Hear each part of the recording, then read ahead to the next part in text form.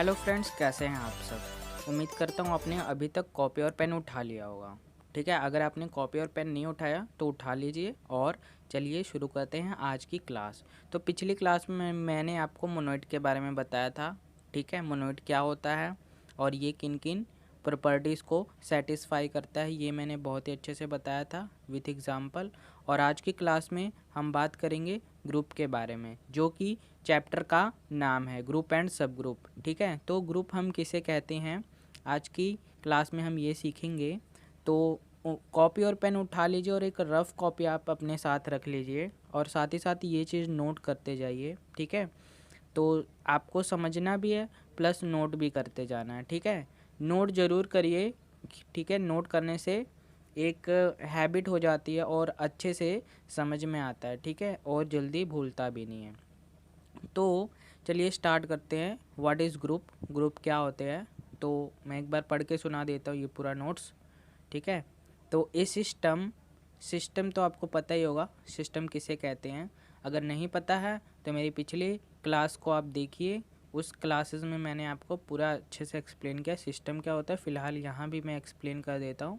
System मतलब कि आपने क्लास 11th में सेट पढ़ा होगा। ठीक है, जैसे set of natural number, set of whole numbers, set of integers. ठीक है, तो कोई भी बीएससी में हम सेट के साथ अगर किसी भी हम ऑपरेशन को लगा देते हैं, ठीक है, बाइनरी ऑपरेशन को, जैसे कि मल्टीप्लाई, डिवाइड, एडिशन, सब्ट्रैक्शन, इन सब को अगर हम एक सेट के साथ इन्वॉल्व कर देते हैं तो हमारा सिस्टम तैयार हो जाता है। ठीक है, ये देखिए सिस्टम यहाँ पे एक सेट जी है जिसका नाम हमने जी दिया है और एक बाइनरी ऑपरेशन हो, यहाँ पे plus, multiply, division, multiplication, addition, subtraction, कुछ भी यहाँ पे साइन हम लगा सकते हैं। इसको हम इन शॉर्ट जनरल में हम बाइनरी ऑपरेशन कहते हैं।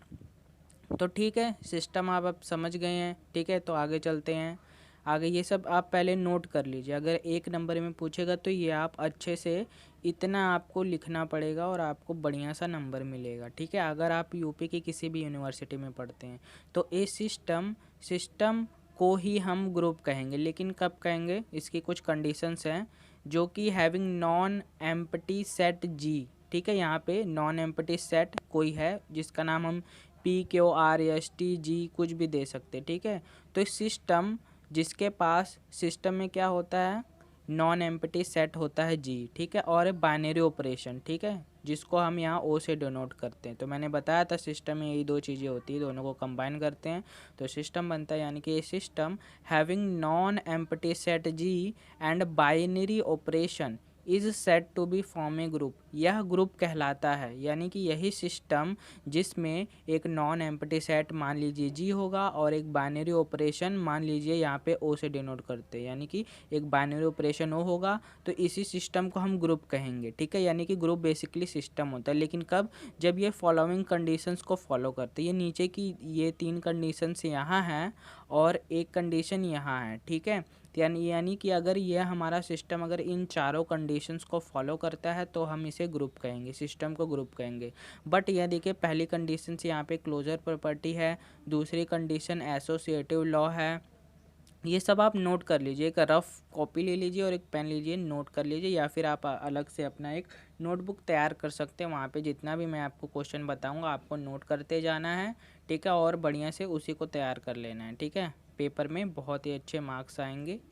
ठीक है, तो यानी कि पहला जो कंडीशन है क्लोजर प्रॉपर्टी है। ठीक है, मैंने आपको बताया क्लोजर प्रॉपर्टी क्या होता है, एसोसिएटिव लॉ भी बताया। अगर आपको नहीं पता तो हमारे पिछले क्लासेस के वीडियो देखिए। और एग्जिस्टेंस ऑफ आइडेंटिटी एलिमेंट भी हमने बताया है, और एग्जिस्टेंस ऑफ इन्वर्स ये नया है। ठीक है, याद कीजिए जब हम मोनोइड प्रूफ कर रहे थे, ठीक है, तो वहाँ पे हमने 3 कंडीशंस को फॉलो कराया था और मैंने बताया भी था। तो ये चौथी कंडीशंस क्या है ये मैं आपको बता दे रहा हूँ। ठीक है, एग्जिस्टेंस ऑफ इन्वर्स क्या होता है। ठीक है, यहाँ पे मैं एक बार आप इन सबको नोट कर लीजिए। ठीक है, वीडियो को रोक कर। तो चलिए बताते हैं। तो एक बार मैं पढ़ के सुना देता हूँ। फॉर ईच, ठीक है, प्रत्येक एलिमेंट के लिए जी क्या है हमारा, जी नॉन एम्प्टी सेट है जिसमें कई सारे एलिमेंट्स हैं। तो वहाँ पे हर एक एलिमेंट की अगर हम बात करेंगे, यानी कि सभी एलिमेंट में से अगर मैं कोई एक एलिमेंट ले लूँ, ठीक है, तो क्या होता है फॉर ईच, मतलब कि सभी एलिमेंट्स के लिए, चाहे मैं पहले वाले को लूँ वही चीज़ जो पहले वाले के लिए हो रही दूसरे वाले के लिए भी होगी, तीसरे वाले के लिए भी होगी, ऐसे करते करते सारे एलिमेंट्स के लिए वही चीज़ होगी। ठीक है, यानी कि हर एक एलिमेंट का एक अलग एलिमेंट मौजूद होगा। ठीक है, फॉर ईच एलिमेंट, प्रत्येक एलिमेंट जो कि जी में अभी मौजूद हैं उनके लिए एक ए इनवर्स, यानी कि उनका जो है इनवर्स एलिमेंट उसी जी में, उसी सेट में मौजूद होगा, यानी कि पड़ा होगा, और उसको हम क्या कहेंगे, इन्वर्स ऑफ ए कहेंगे, ए का इन्वर्स कहेंगे उस एलिमेंट को। ठीक है, लेकिन कब कहेंगे, जब ये इन्वर्स वाला एलिमेंट इस यानी ओरिजिनल वाले एलिमेंट के साथ कनेक्ट होकर बाइनरी ऑपरेशन के द्वारा, ठीक है, हमें रिजल्टेंट अगर सॉल्व करेंगे दोनों का तो ई दे देगा। ई मतलब आइडेंटिटी एलिमेंट। आइडेंटिटी एलिमेंट क्या होता है, एग्जिस्टेंस ऑफ आइडेंटिटी एलिमेंट, ये मैंने पिछली वीडियो में बताया।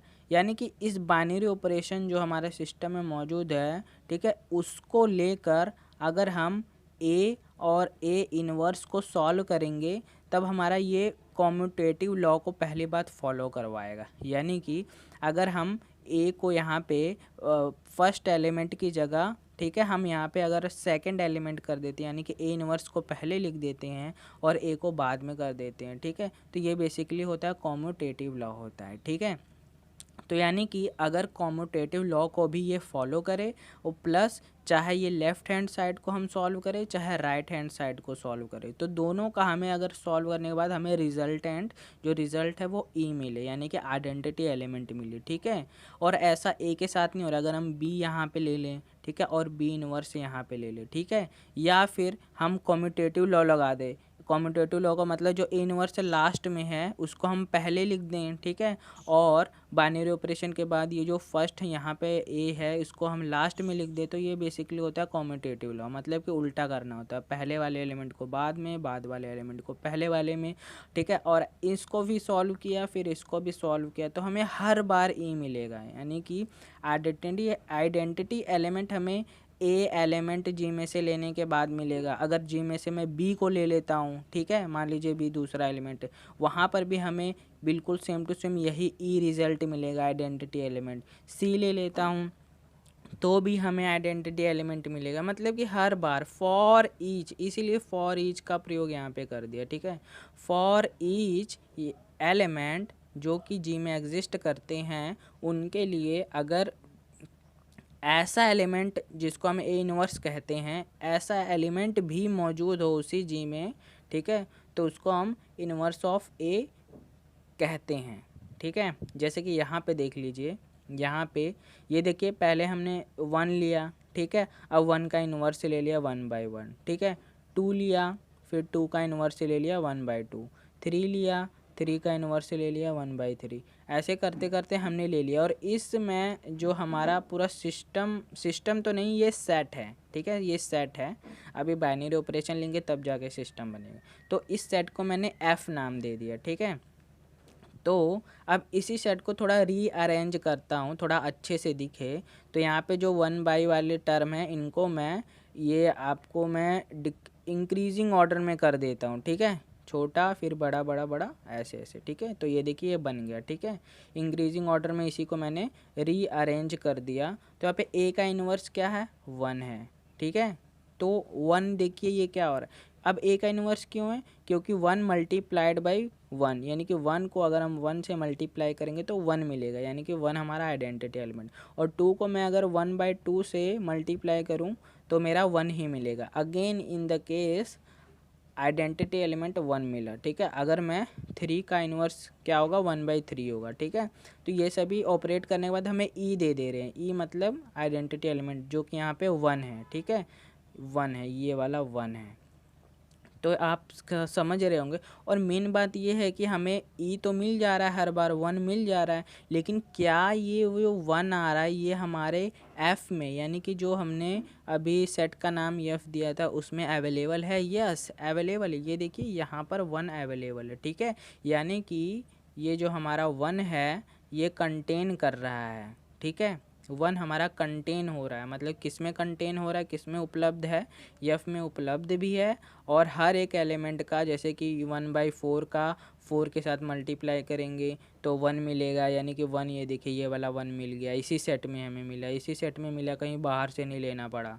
ठीक है, तो इसका मतलब ये है कि ये जो हमारी चौथी प्रॉपर्टी है एग्जिस्टेंस ऑफ इन्वर्स, ये आसानी से जो है सेटिस्फाई कर ले रहा है। ठीक है, और ये पहले की 3 कंडीशंस तो पहले से ही सेटिस्फाई कर ले रहा था। ठीक है, तो यानी कि इसका मतलब ये हमारा जो है पूरा ग्रुप है। आप यहाँ से लेकर पूरा ये जो पेज है वीडियो को रोक कर, ठीक है, ये आप वीडियो को रोक रोक कर आप यहाँ से पूरा नोट कर लीजिए। ठीक है, तो अगली वीडियो में हम क्या जानेंगे। ठीक है, अभी रुको 1 मिनट, बाकी है, कुछ बाकी है अभी, तो यहाँ तक आप पूरा नोट कर लीजिए। तो अब यहाँ से समझते हैं क्या है। ठीक है, तो यानी कि ये देखिए 1 क्या एफ़ में था, यस एफ़ में था। अब देखिए कैसे ये सब, ये देखिए 1 को मल्टीप्लाई किया इसके इन्वर्स के साथ, ये 1 है और 1 एलिमेंट है जो कि एफ़ में था और इसी का इन्वर्स भी एफ़ में था। तो दोनों को अगर हम बाइनरी ऑपरेशन, यहाँ पे मल्टीप्लिकेशन लिया है, ठीक है, मल्टीप्लिकेशन है यहाँ पे बाइनरी ऑपरेशन, ध्यान दीजिए इस बात को। ठीक है, अगर हम ऑपरेट करेंगे तो इसको हमारा 1 मिलेगा। क्या 1, अब ये क्वेश्चन उठता है क्या 1 हमें बाहर से लेना पड़ा या कि जो हमने सेट माना था एफ़, जिसको हमने नाम दिया था, उसमें मौजूद है, क्या उसमें उपलब्ध है 1? यस, यस 1 है इसमें। ठीक है, ये देखिए 2 एलिमेंट लेने पर भी हमें ऑपरेट करने पर भी 1 मिल रहा है, 3 को भी लिया तो भी हमें ऑपरेट करने के बाद 1 मिल जा रहा है, यानी कि 1 हमेशा बार बार मिलेगा, यानी कि 1 यहाँ पे आइडेंटिटी एलिमेंट है। और अच्छी बात ये है कि हमें बाहर से नहीं लेना पड़ा, ये जो है एफ, ये जो आइडेंटिटी एलिमेंट 1 है ये हमारा एफ में पहले से ही अवेलेबल है। ठीक है, तो यहाँ पे ध्यान देने, ये आपको नोट नहीं करना है, ये आप नोट मत करिएगा। ठीक है, और ये भी नहीं नोट करना है। ठीक है, ये सब, ये वाला मैं एग्जांपल के लिए आपको बताया हूँ, बस आपको जो पेज नंबर पीछे वाला था वो वाला आपको नोट करना है। तो यहाँ पे एक बार समझ लीजिए 1 जो आइडेंटिटी एलिमेंट है, ठीक है, हो गया। दूसरा पॉइंट है कि हर एक एलिमेंट का इसमें इन्वर्स मौजूद है, जैसे 1 का 1/1, 2 का 1/2, 3 का 1/3, सभी एलिमेंट्स का इसमें इन्वर्स है। ठीक है, और बाइनरी ऑपरेशन को ऑपरेट करने के बाद हमेशा हमें आइडेंटिटी एलिमेंट मिल रहा है। देखिए कैसे हमेशा मिल रहा है, जैसे कि ये देखिए यहाँ पे 1 मिला, फिर 2 के केस में भी 1 मिला। ठीक है, ऐसे जितने भी एलिमेंट सबके केस में हमें 1 मिलता जाएगा। ठीक है, और इंटरेस्टिंग फैक्ट ये है कि जो एफ़ में है आइडेंटिटी एलिमेंट है, यानी कि 1 जो है वो एफ़ में पहले से ही है, यानी कि जो हमें रिज़ल्ट मिलेगा हर बार वो अब बाहर से खोजने का ज़रूरत नहीं, हमारे 1 में ही है। ठीक है, तो दोस्तों आप ये सब नोट मत कीजिए। ठीक है, आपको क्या करना है कि आपको ये वाला जो पूरा पेज है इसको आप कॉपी और पेन ले लीजिए, एक रफ़ कॉपी ले लीजिए, या फिर आप अपना एक नोट्स बना सकते हैं, उस पर ये सब आप कर लीजिए। ठीक है, आपको बस यहाँ तक करना है, ये सब, ये वाला एग्ज़ाम्पल आपको नहीं लेना है। ठीक है, आपको ये वाला एग्ज़ाम्पल बिल्कुल नहीं लेना है। ठीक है, ये एग्ज़ाम्पल मैंने खुद से आपको इजी तरीके से कॉन्सेप्ट समझने के लिए खुद से बनाया था। ठीक है, तो हम अगले क्लास में क्या पढ़ेंगे, हम क्लास 10वीं क्लास में, यानी कि जो 10th भाग है उसमें हम पढ़ेंगे अबेलियन ग्रुप क्या होता है। ठीक है, कॉम्यूटेटिव लॉ क्या होता है, इसको आपको नोट्स भी प्रोवाइड कर दूंगा। ठीक है, अबेलियन ग्रुप, फिर उसके बाद हम आगे बढ़ेंगे। ठीक है, तो एक आपसे रिक्वेस्ट है, ये पूरा वीडियो को शेयर कर दीजिए और चैनल को सब्सक्राइब कर दीजिए। ठीक है, और जिन भी बच्चों को नहीं पता उनको बता दीजिए। ठीक है, और डेली हर रोज़ अब सुबह 8 बजे वीडियो आ जाएगी। ठीक है, डेली, इसीलिए मैंने चैनल का नाम यही रखा है, डेली टॉक बीएससी क्लास, मतलब कि डेली आपको कंटेंट मिलेगा। राइट, अब 8 बजे सुबह मिलेगा, तो चैनल को सब्सक्राइब कर लीजिए और वीडियो को शेयर कर दीजिए। जिन लोगों को नहीं पता अपने फेसबुक पेज पर, व्हाट्सएप ग्रुप में, सारी जगह शेयर कर दिए। ठीक है, तो मिलते हैं नेक्स्ट वीडियो में, तब तक के लिए अपना ध्यान रखिए।